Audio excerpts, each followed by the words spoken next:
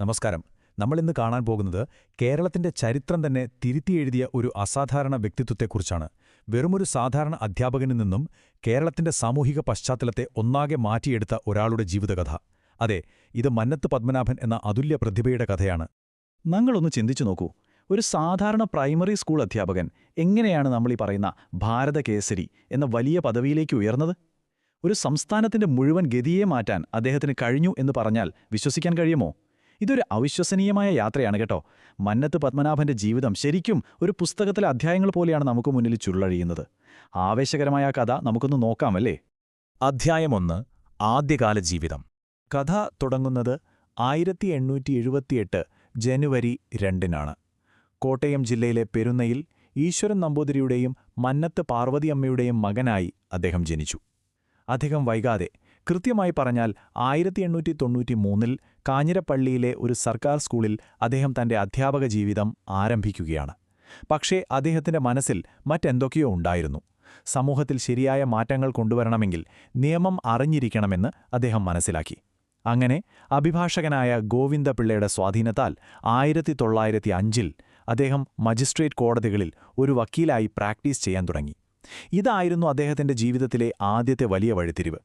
അധ്യായം 2. സമുദായ നിർമ്മാണം. ഈ സമയത്താണ് സ്വന്തം സമുദായത്തിൽ നടക്കുന്ന താലികെട്ട് കല്യാണം പോലെയുള്ള അനാചാരങ്ങൾ അദ്ദേഹത്തിന്റെ ശ്രദ്ധയിൽപ്പെടുന്നത്. ഇതിനെതിരെ ശബ്ദമുയർത്താൻ ഒരു സംഘടിത പ്രസ്ഥാനം വേണമെന്ന് അദ്ദേഹത്തിന് തോന്നി. അങ്ങനെ 1914 ഒക്ടോബർ 31 അദ്ദേഹം നായർ ഭൃത്യജന സംഘം രൂപീകരിച്ചു. കാപ്പനക്കണ്ണൻ മേനോനാണ് ഈ പേര് നിർദ്ദേശിച്ചത്. എന്നാൽ കുറച്ചുകൂടി ആകർഷകമായൊരു പേര് വേണമെന്ന ചിന്തയിൽ 1915 ജൂലൈ 11 കെ പരമുപിള്ളയുടെ നിർദ്ദേശപ്രകാരം ഇതിനെ നായർ സർവീസ് സൊസൈറ്റി അഥവാ NSS എന്ന് പുനർനാമകരണം ചെയ്തു. പിന്നീട് 1925 ഇന്ത്യൻ കമ്പനീസ് ആക്ട് പ്രകാരം ഇതിന് ഔദ്യോഗികമായി ഒരു നിയമപരിരക്ഷയും ലഭിച്ചു. കേവലം ഒരു ചെറിയ കൂട്ടായ്മയിൽ നിന്നുള്ള ആ വളർച്ച ശരിക്കും അതിശയകരമായിരുന്നു. ഈ NSS ഇങ്ങനെയാണ് പ്രവർത്തിച്ചിരുന്നത് എന്ന് നോക്കാം. ഗോപാലകൃഷ്ണ ഗോഖലെയുടെ പ്രശസ്തമായ സെർവൻസ് ഓഫ് ഇന്ത്യ സൊസൈറ്റിയുടെ മാതൃകയിലാണ് NSS രൂപീകരിച്ചത് തന്നെ. താഴെത്തട്ടിൽ കരയോഗങ്ങൾ, നടുവിൽ താലൂക്ക് യൂണിയനുകൾ, ഏറ്റവും മുകളിൽ പെരുന്നയിലെ ആസ്ഥാനം. ഇതായിരുന്നു ഇതിന്റെ കൃത്യമായ ഘടന. ഇതിന്റെ ആദ്യത്തെ സെക്രട്ടറിയായി മന്നത്ത് പത്മനാഭൻ തന്നെ ചുമതലയേറ്റു. കെ കേളപ്പൻ ആദ്യത്തെ പ്രസിഡന്റും പനങ്ങാട്ട് കേശവ പണിക്കർ ആദ്യത്തെ ട്രഷററുമായി.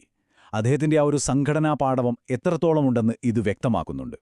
വെറുമൊരു സംഘടന ഉണ്ടാക്കി വയ്ക്കുക മാത്രമല്ല അദ്ദേഹം ചെയ്തത് കേട്ടോ. വിദ്യാഭ്യാസത്തിലൂടെ മാത്രമേ ഒരു സമൂഹത്തെ ഉദ്ധരിക്കാൻ കഴിയൂ എന്ന് അദ്ദേഹത്തിന് നല്ല ബോധ്യമുണ്ടായിരുന്നു. പത്തനംതിട്ടയിലെ തട്ടയിലിൽ NSSന്റെ ആദ്യത്തെ കരയോഗം ആരംഭിച്ചു. ആദ്യത്തെ സ്കൂള് കറുകച്ചാലിലും ആദ്യത്തെ കോളേജ് പെരുന്നയിലും അദ്ദേഹം സ്ഥാപിച്ചു. ഇതിനെല്ലാം പുറമെ സമുദായത്തെ കാര്യങ്ങൾ അറിയിക്കാനും ബോധവത്കരിക്കാനുമായി 1919-20 കാലത്ത് സർവീസ് എന്ന പേരിൽ ഒരു മാസികയും അദ്ദേഹം തുടങ്ങി. അധ്യായം 3. സമത്വ പോരാട്ടം. സ്വന്തം സമുദായത്തിന്റെ കാര്യങ്ങൾ മാത്രമല്ല അദ്ദേഹം നോക്കിയത് എന്നതാണ് ഏറ്റവും ശ്രദ്ധേയമായ കാര്യം. അയിത്തം പോലെയുള്ള സാമൂഹിക തിന്മകൾക്കെതിരെ അദ്ദേഹം ശക്തമായി പോരാടി. 1920കളിലും 30കളിലും നടന്ന വൈക്കം ഗുരുവായൂർ സത്യാഗ്രഹങ്ങളെക്കുറിച്ച് നമ്മൾ കേട്ടിട്ടുണ്ടല്ലോ. എല്ലാ വിഭാഗം ആളുകൾക്കും ക്ഷേത്രപ്രവേശനം ആവശ്യപ്പെട്ടുള്ള ആ അഹിംസാ സമരങ്ങളിൽ അദ്ദേഹം വളരെ വലിയൊരു പങ്കുവഹിച്ചു. 1924 വൈക്കം സത്യാഗ്രഹ സമയത്ത് സാക്ഷാൽ ഗാന്ധിജിയുടെ നിർദ്ദേശപ്രകാരം അദ്ദേഹം വൈക്കത്തു നിന്നും തിരുവനന്തപുരത്തേക്ക് പ്രശസ്തമായ ആ സവർണജാഥ നയിക്കുകയും റാണി ലക്ഷ്മിഭായിക്ക് വൈക്കം മെമ്മോറിയൽ സമർപ്പിക്കുകയും ചെയ്തു. പിന്നീട് 1931 ഗുരുവായൂർ സത്യാഗ്രഹ കമ്മിറ്റിയുടെ പ്രസിഡന്റായും അദ്ദേഹം മുൻപന്തിയിലുണ്ടായിരുന്നു. ഈ പോരാട്ടങ്ങളൊക്കെ സമൂഹത്തിൽ അദ്ദേഹത്തിനുണ്ടാക്കിക്കൊടുത്ത സ്ഥാനം എത്ര വലുതാണെന്നറിയാമോ?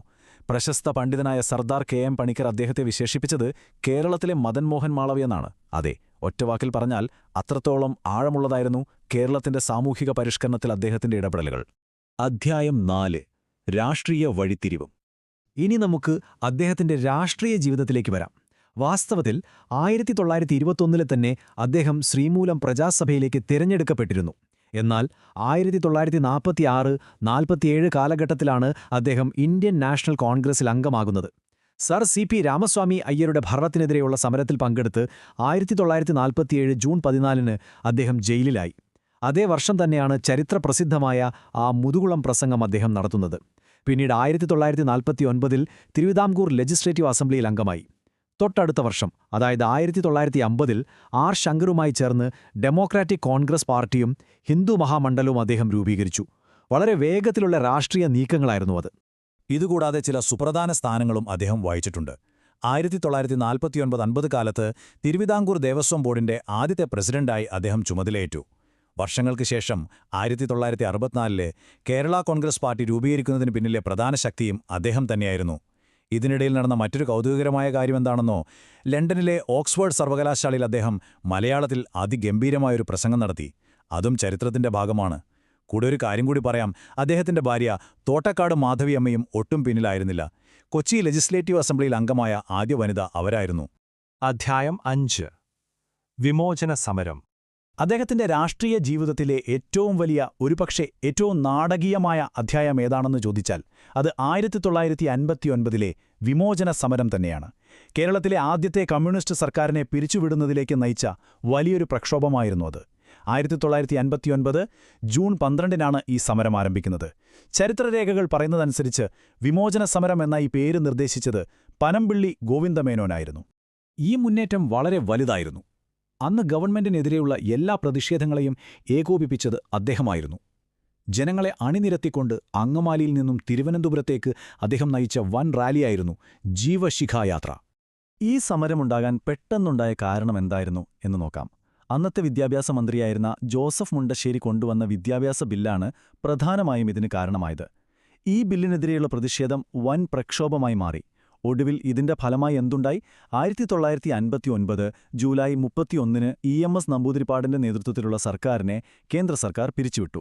കേരള രാഷ്ട്രീയത്തെ സംബന്ധിച്ചിടത്തോളം അതൊരു വളരെ വലിയ സംഭവമായിരുന്നു. അധ്യായം 6 അനശ്വരമായ പൈതൃകം. ജീവിതം മുഴുവൻ നീണ്ടുനിന്ന ഇനി പോരാട്ടങ്ങൾക്കും സേവനങ്ങൾക്കും അദ്ദേഹത്തിന് ഒട്ടേറെ അംഗീകാരങ്ങൾ ലഭിച്ചു. 1959 അന്നത്തെ ഇന്ത്യൻ രാഷ്ട്രപതി ഡോക്ടർ രാജേന്ദ്രപ്രസാദ് അദ്ദേഹത്തിന് ഭാരതകേസരി എന്ന വലിയ ബഹുമതി നൽകി ആദരിച്ചു. പിന്നീട് 1966 പത്മഭൂഷൺ നൽകി രാജ്യം വീണ്ടും അദ്ദേഹത്തെ ആദരിച്ചു. അദ്ദേഹം മികച്ചൊരു എഴുത്തുകാരൻ കൂടിയായിരുന്നു കേട്ടോ. എന്റെ ജീവിതസ്മരണകൾ എന്ന അദ്ദേഹത്തിന്റെ ആത്മകഥയും പഞ്ചകല്യാണി നിരൂപണം എന്ന പുസ്തകവും വളരെ പ്രശസ്തമാണ്. അദ്ദേഹത്തോടുള്ള ആദരസൂചകമായി 1989 ഇന്ത്യൻ പോസ്റ്റൽ ഡിപ്പാർട്ട്മെന്റ് ഒരു സ്റ്റാമ്പും പുറത്തിറക്കിയിരുന്നു. എന്നാൽ ഏതൊരു വലിയ യാത്രയ്ക്കും ഒരു അവസാനമുണ്ടല്ലോ. 1970 ഫെബ്രുവരി 25 തന്റെ 92ാമത്തെ വയസ്സിൽ അദ്ദേഹം ഈ ലോകത്തോട് വിട പറഞ്ഞു. പെരുന്നയിലെ NSS ആസ്ഥാനത്ത് സ്ഥിതി ചെയ്യുന്ന മന്നം സമാധി ഇന്നും അദ്ദേഹത്തിന്റെ ജ്വലിക്കുന്ന ഓർമ്മകളുമായി അവിടെ നിലകൊള്ളുന്നുണ്ട്. നാം ഇന്ന് ഈ വിവരണം അവസാനിപ്പിക്കുന്നതിന് മുൻപ് നിങ്ങളൊന്ന് ചിന്തിച്ചു നോക്കൂ.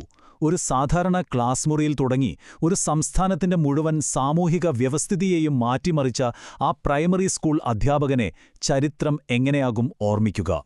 വെറുമൊരു സമുദായ നേതാവായിട്ടോ, അതോ ഒരു നാടിനെ മുഴുവൻ പ്രകാശത്തിലേക്ക് നയിച്ച ഒരു വലിയ നവോത്ഥാന നായകനായിട്ടോ? ഒരു വ്യക്തിയുടെ നിശ്ചയദാർഢ്യം വിചാരിച്ചാൽ സമൂഹത്തിൽ എന്തൊക്കെ മാറ്റങ്ങൾ കൊണ്ടുവരാൻ കഴിയുമെന്നതിന്റെ ഏറ്റവും വലിയ ഉദാഹരണമാണ് മന്നത്ത് പത്മനാഭന്റെ ജീവിതം. ഈ അറിവുകൾ ഇവിടെ തീരുന്നില്ല. ഇത് കൂടുതൽ അന്വേഷിക്കാനുള്ള ഒരു തുടക്കം മാത്രമാകട്ടെ. കൂടെ ഉണ്ടായിരുന്നതിന് നന്ദി.